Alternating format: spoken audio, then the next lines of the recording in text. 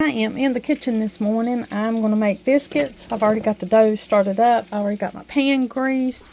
And I'm going to just put together some biscuits for breakfast this morning. I'm making sausage and I'm going to use the grease to make some biscuits and gravy.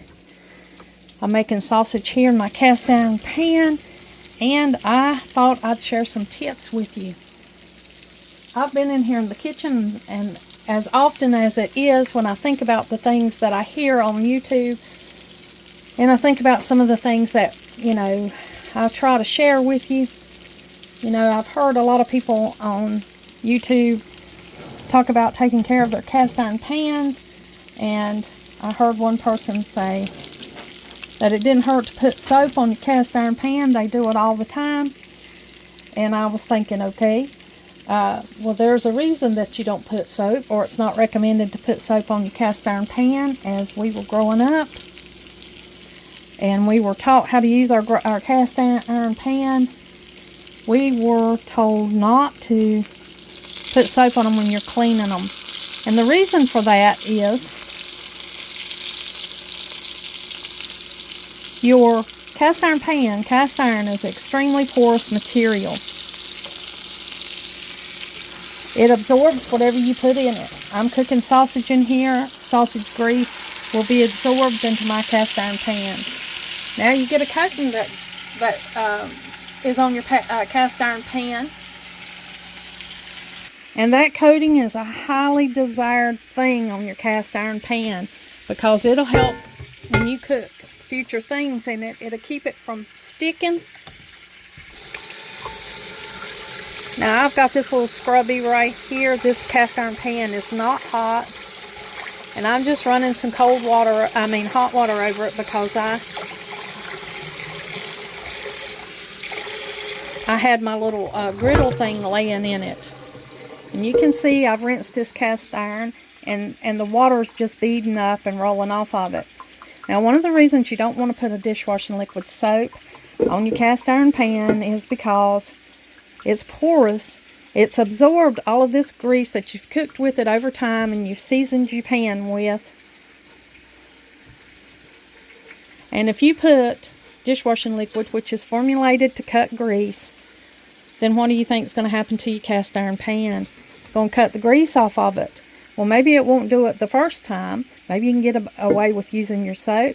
Use your pan about 10 or 11 times and then use soap on it again.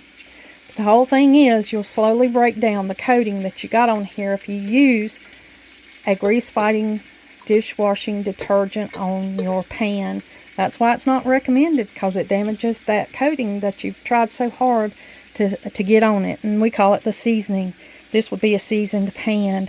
Now I've had this pan for a while, and you can see, and there's some places right here where the seasoning is just kind of popping off because it's the pan has got all that it can absorb in its pores, all of the seasoning that it can absorb, and so after a while it'll just start popping off. That's why you continually season your pan after you wash it, which you saw I just cleaned mine with water, hot water, on this warm pan, and that helps keep this pan seasoned. Now I will put this in the oven after I make the biscuits, and it will dry out this pan, and I'll put grease on it, which would be bacon, sausage, or whatever kind of grease that I'm using that day, and it'll make a difference in my pan. Now I'm going to go ahead and get started with the biscuits. I've got two biscuit recipes. Actually, when I got out of the hospital with COVID, I felt a hot desire to tell everybody how to make Appalachian homemade biscuits. The biscuits I learned to make when I was 6 years old. I had that, I wanted to tell everybody about that so that they could make an authentic Appalachian biscuit. So everybody could know how to make an authentic Appalachian biscuit. Well, I'm making those same biscuits today. I'm not going to show you step by step because you can certainly follow that video and get a step-by-step instruction. I've got my pan sprayed here, and I'm going to go ahead and form out my biscuits and put them in the pan so I can cook them this morning, and then I'll move on to the gravy. It seems like everybody likes to watch me make biscuits, so I'm just going to do that here for a bit. Now you can make cat head biscuits, which are the size of a house cat, or you can make smaller biscuits. There's just me and Donald and one grandchild here today, so I'm just going to make smaller biscuits.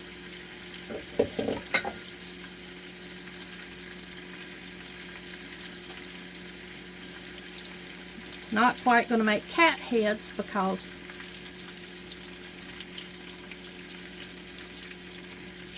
that's a bigger biscuit than I need this morning. A cat head biscuit is generally made to feed somebody that's really hungry.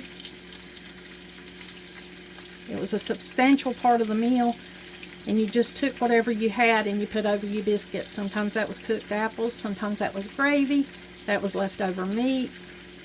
Whatever you had went on your cat head biscuit. Growing up authentically, I make biscuits often. I don't always make cat's head because sometimes that's too much of a serving for the people that I'm serving. But my regular biscuits are made with the same recipe as the cat head biscuits. They are made with the same recipe, which I've shared with you in that How to Make Authentic Cat Head Biscuit recipe. And then I'm just going to pat out the biscuits as we go. Now I notice I'm having a tendency, just out of habit, my biscuits are wanting to go big. They're wanting to be a cat head size, so I'm going to have to be conscious about how I make them. Now when I pat these biscuits out, I just get up a size of dough that I think I want my biscuit to be, and I just fold it over a few times. I fold it over a few times so that when you break it apart, you'll have layers. And then I just kind of round it out, shaping it as I go, holding it with one hand, letting the thumb be a guide, and going around in circles and forming the biscuit to a round shape. Now that's how I was taught to make biscuits. Just patting out the size biscuit that you want.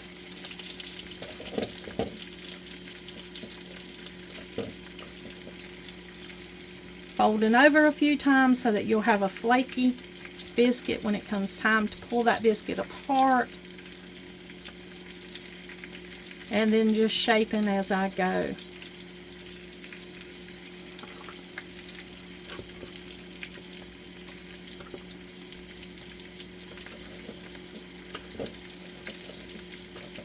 Shaping it, putting it in the pan. I've got a little bit of flour over here to the side that I just dip my biscuits in.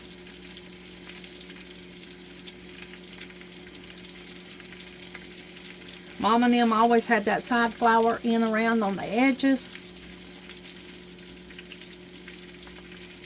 But over the years, this just seemed to be the easiest thing for me.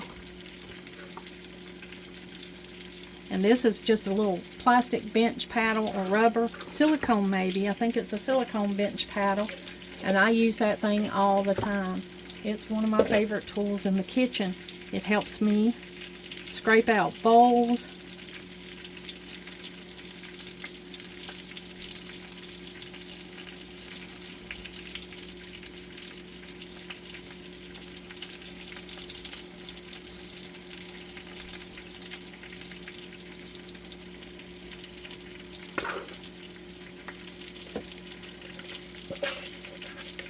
Got a little bit of flour to the side that I dip it in.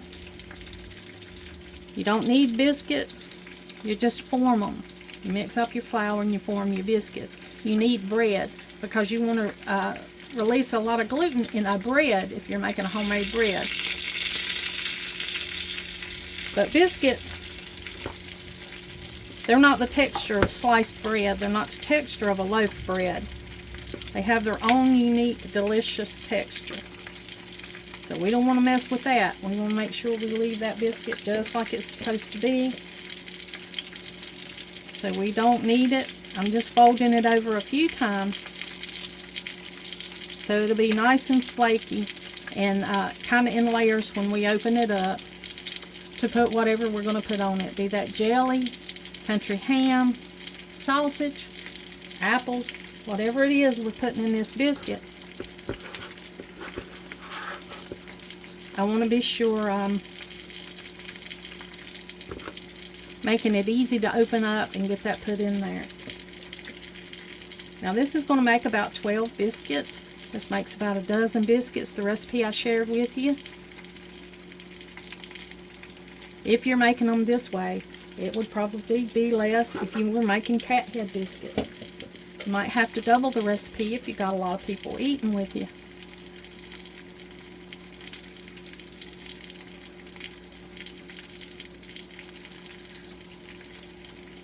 As I shared with you, this is the way I was taught how to make biscuits when I was 6 years old.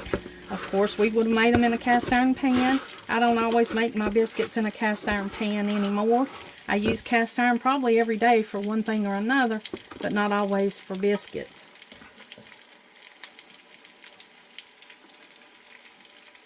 This is the little bit that's left over. We call that a baby biscuit. And if one of the hungry workers came in, they just got the baby biscuit to taste it before everything else was done. Now see, I'll take this scraper. It'll be really easy for me to scrape my bowl out. I use this for all kinds of stuff, not just biscuits. Cake mixes, everything. This thing helps me scrape, and I can just get rid of that little bit of mix right there, and my bowl will be a lot easier to clean. Now I've got to clean my hands.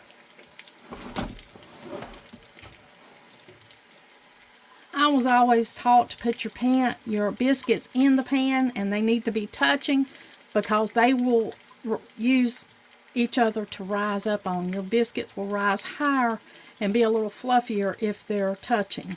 So we've always put our biscuits in the pan so that they were touching and not separate, so that they would rise higher and be fluffier.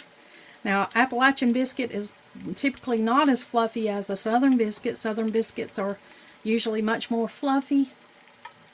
Appalachian biscuits are kind of flatter and they're more dense.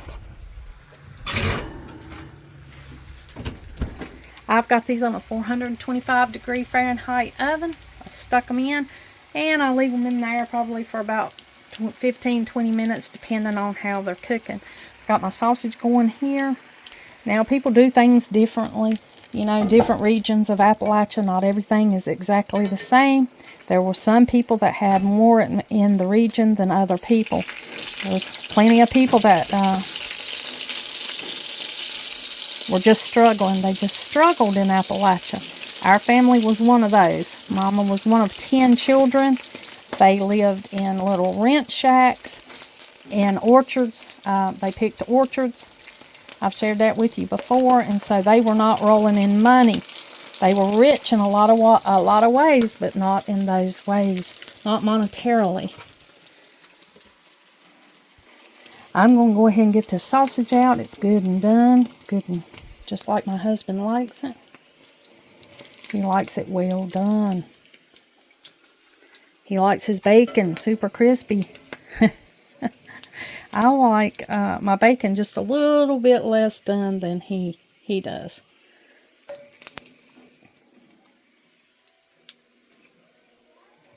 Now you see this porous pan that we got here? This pan that we've cooked our sausage in, which had grease in it. Now this is delicious grease.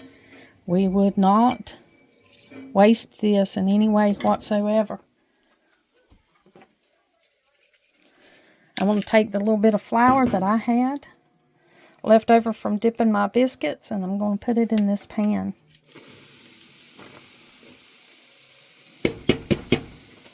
I want to tell you that's probably maybe a half a cup of flour.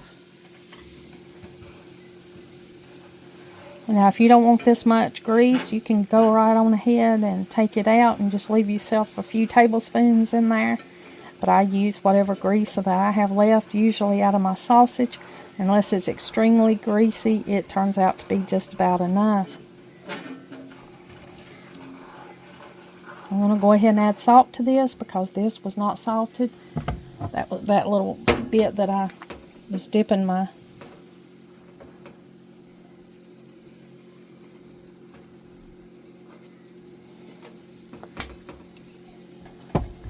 and I go ahead and add pepper too.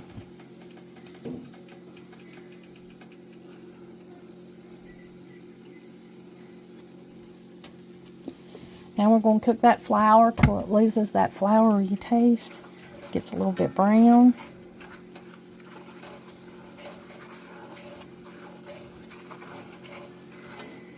Stir it around in there and let it pick that fond up that's on the bottom of the pan from all of that sausage. It'll add flavor to this gravy, and this gravy will go over the biscuits. Got a few lumps in here. Let me work them out. We often hear about people complaining about lumpy gravy. Never had a complaint about lumps in the gravy. You get a few, you can just work them out. Now you do want to cook this flour, but you don't want to burn it.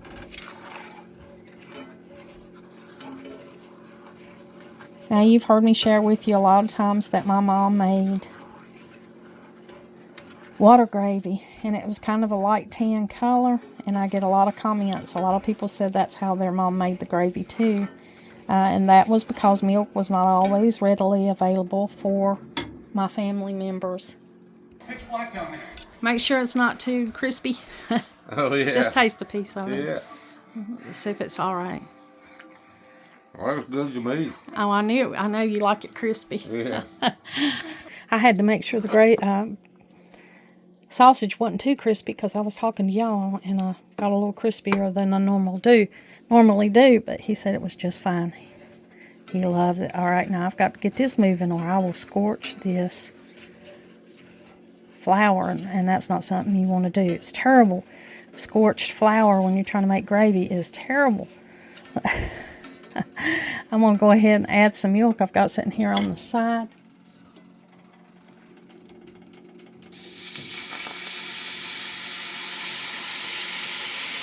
Add that slowly. Incorporate that into the gravy.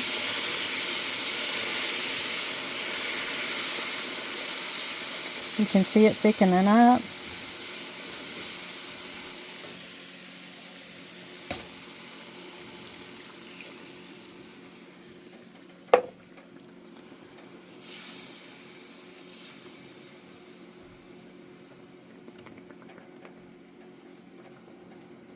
And you can turn it down just a little bit. I have a tendency to cook a little higher than normal. A lot of people, because, you know, I just got to keep it moving on. I got to get it done. When it's breakfast, usually our breakfast is our rushed meal. Everybody's starving when they get here or starving when they wake up. So I'm in here just trying to whip it up and get it going on. But we'll get that good incorporated together, and I will cut the heat down a little bit as it thickens. But there was one other thing I wanted to share with you about the milk. This is the kind of milk we had when we did have milk. It was evaporated milk. Of course, it wasn't great value. It was different brands, whatever was on sale. I'm shaking this up because I'm going to put a little bit here in the gravy. But this evaporated milk was what Mama had on hand, because it didn't require refrigeration and it didn't go bad. So we've got it good and shook up right here. I'm going to go ahead and open it. I'm going to try to do it with one hand. Hopefully I don't spill it. But this kind of milk made our breakfast a little bit creamier, made our gravy a little bit creamier. So I got that added in there. Now I got to work this around a little bit so it don't get lumpy, so that it is good and smooth and delicious.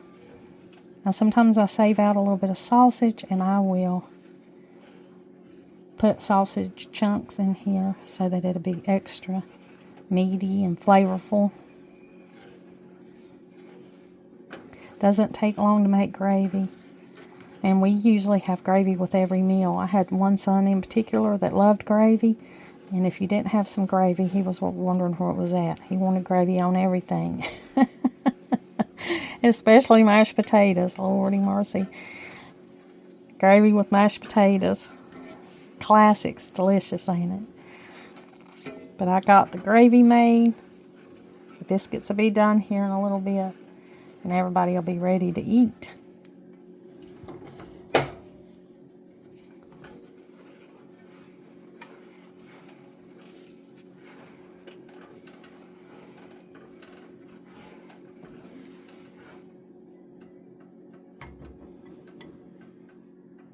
Evaporated milk was so treasured that in different parts of the country, in Europe and in France, they would have specific beautiful dishes just to store your evaporated milk in.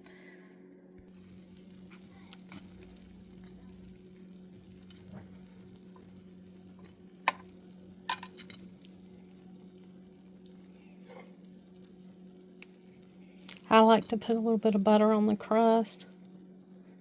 Just makes that biscuit that much more delicious.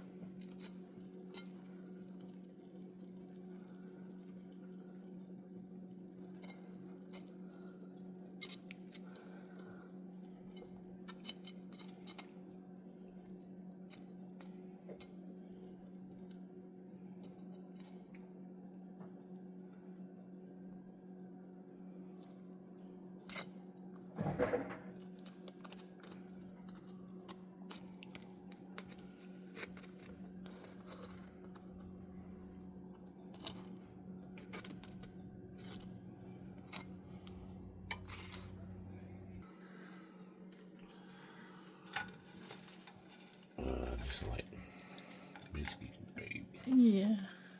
Good looking biscuits. Oh, I'm glad. I made them smaller, you know. It's just me and you made hot.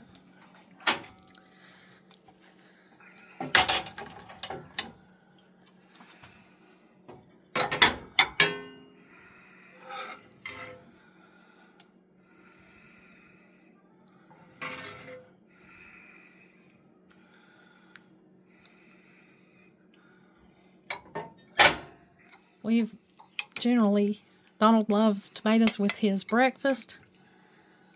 Fresh tomatoes are long gone, so we're just having some canned tomatoes on the side. Yeah. Just as good. That looks good. Salt and pepper it. I'm good.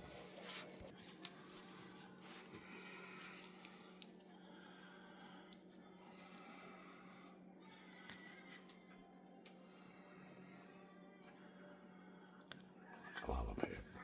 Yeah, yeah. You do like a lot of pepper. Just a pinch of salt on the tomato. Yeah. And that's good.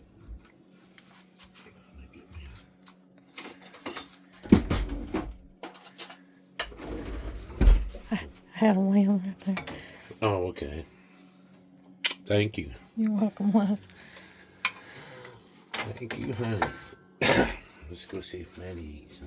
Yeah. She was asking about a biscuit. I'm gonna carry a biscuit in here. Yeah, I told her we were having biscuits. She was saying biscuit sitting there, you know. Yeah, so she was waiting on it. Now these biscuits are really hot. We hadn't even gave them a time to cool off. I was wanting to show you how when you open them, they'd be a little bit flaky. Take this fork and do it. As you can see, you open it up and it's a little bit layered to put your biscuit, put whatever you want to put in it. Say if you were going to have a sausage biscuit in hand to go with you, you know, it would be a little bit layered so you could put your sausage right in it and eat it up. Of course, we're going to put gravy over this, and you see that flaked up.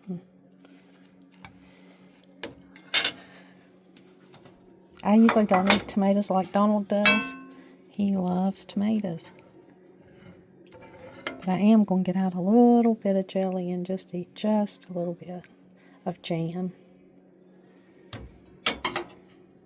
This is crabapple jam right here that I made this year. I didn't have quite a full quart, so I didn't seal it. I just put it in the refrigerator. That is one of our absolutely favorite jams, especially mine. Now, I love a lot of jams. I love blackberry and I love Concord grape and many jams. But I don't eat very much. I measure it out. This will be just 1 teaspoon will be all I'll get of this. Be it, maybe we should count it as 2 because it is pretty laden. It is pretty heavily laden. Let me go see if Donald wanted jam for his.